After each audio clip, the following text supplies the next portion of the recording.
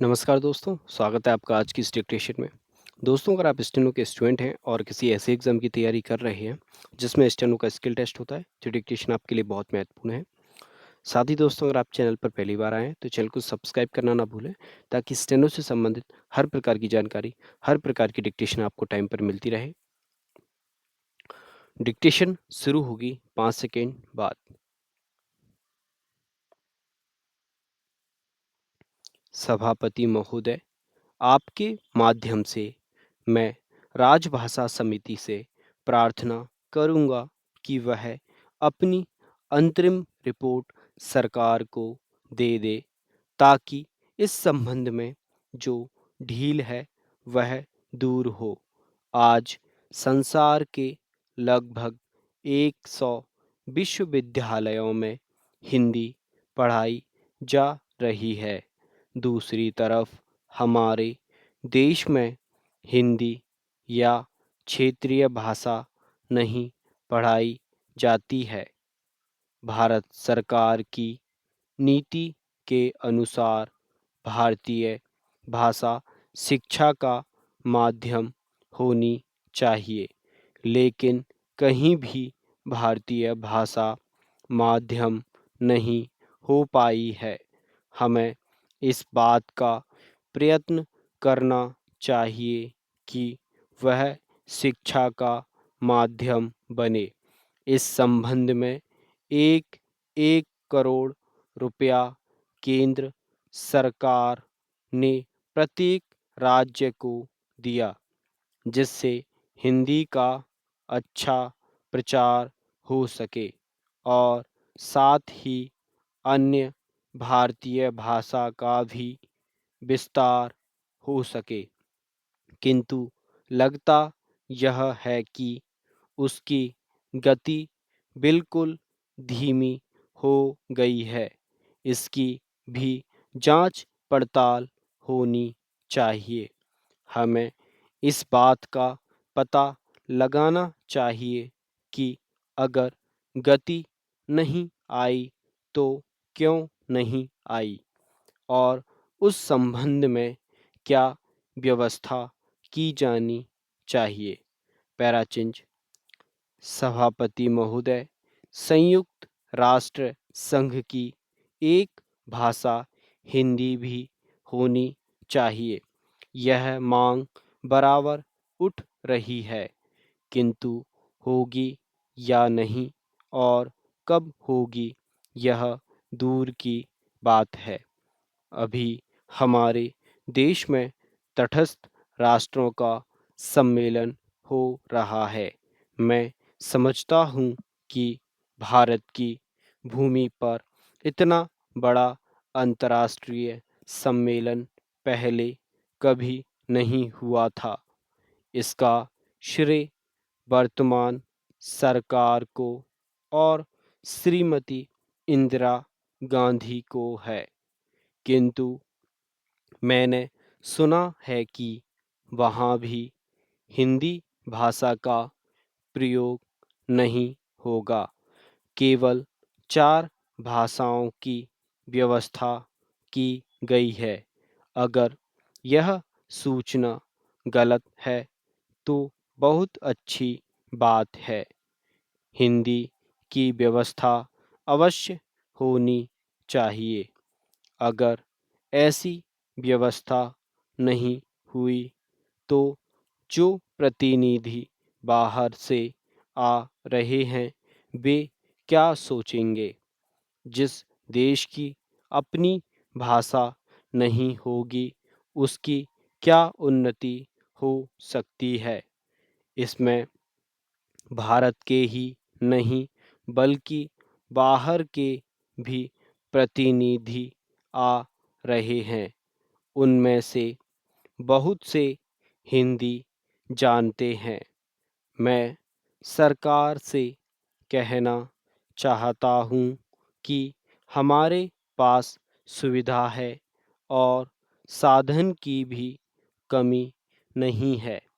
इसलिए मैं सरकार से प्रार्थना करूँगा कि कम से कम तटस्थ राष्ट्रों के सम्मेलन में हिंदी की व्यवस्था होनी चाहिए। मैं यह भी कहना चाहता हूँ कि हिंदी के संबंध में जो कानून बने हुए हैं उनका पालन अवश्य होना चाहिए। पैराचिंज उपाध्यक्ष महोदय, लोकसभा का बजट अधिवेशन कई दिनों से चल रहा है। राष्ट्रपति के अभिभाषण पर लगभग 2 दर्जन सदस्य बोल चुके हैं। आज इस बहस में हिस्सा लेने की मेरी बारी आई है। इसके लिए मैं आपको धन्यवाद देता हूँ। बहुत लंबी प्रतीक्षा के बाद मुझे बोलने का अवसर मिला।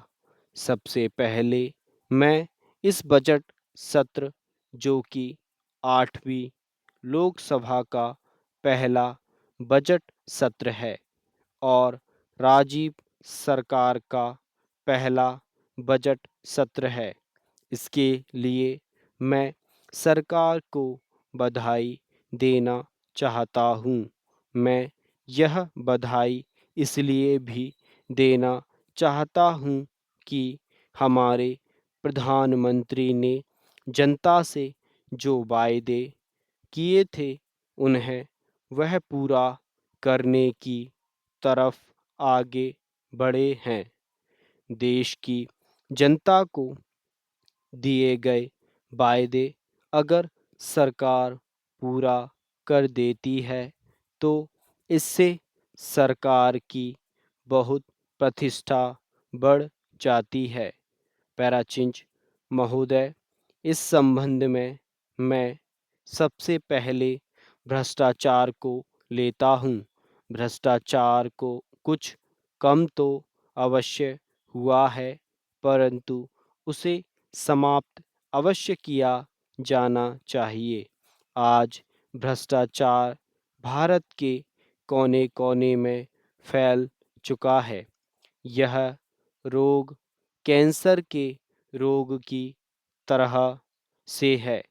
जिस प्रकार से कैंसर रोग को पूरी तरह से ठीक करना बहुत कठिन है, इसी प्रकार से भ्रष्टाचार को भी पूरी तरह से मिटाना आसान काम नहीं है। हमारे प्रधानमंत्री ने इस कैंसर रूपी भ्रष्टाचार को समाप्त करने का जी तोड़ प्रयत्न किया है। मुझे आशा ही नहीं, पूर्ण विश्वास है कि वह इसमें अवश्य सफल होंगे। इस संबंध में मैं कुछ उदाहरण सदस्यों के सामने रखना चाहता हूँ। यह भ्रष्टाचार किस प्रकार से फैलता है। जनता को अपना काम कराने की जल्दी तथा गलत काम कराने से भ्रष्टाचार फैलता है। यदि हमारे बड़े सरकारी अफसर तथा नेता चाहें तो यह भ्रष्टाचार समाप्त किया जा सकता है।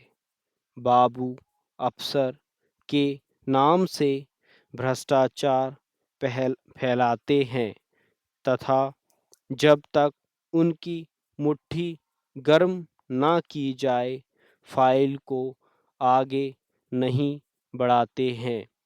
चपरासी अफसर से मिलाने के लिए अपना हाथ फैलाए रखता है।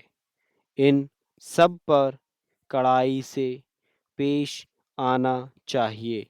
सरकार को ऐसे कदम उठाने चाहिए जिससे कि भ्रष्टाचार से जनता को राहत की सांस मिले। जनता के काम निपटाने में कोई ऐसी नीति अपनाई जानी चाहिए, जिससे इसमें भ्रष्टाचार की गुंजाइश ही ना हो। सरकार को इस काम में जनता की पूरी सहायता करनी चाहिए। सभी कार्यालयों में जनता के लिए संपर्क कक्ष बनाए जाने चाहिए। स्टॉप।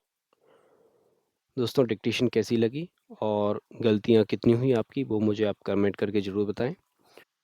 साथ ही दोस्तों अगर आप चैनल पर पहली बार आए हैं तो चैनल को सब्सक्राइब करना ना भूलें ताकि स्टेनो से संबंधित हर प्रकार की जानकारी, हर प्रकार की डिक्टेशन आपको टाइम पर मिलती रहे। तो चलिए दोस्तों मिलते हैं अगली डिक्टेशन में, तब तक के लिए अपना ख्याल रखिए। धन्यवाद।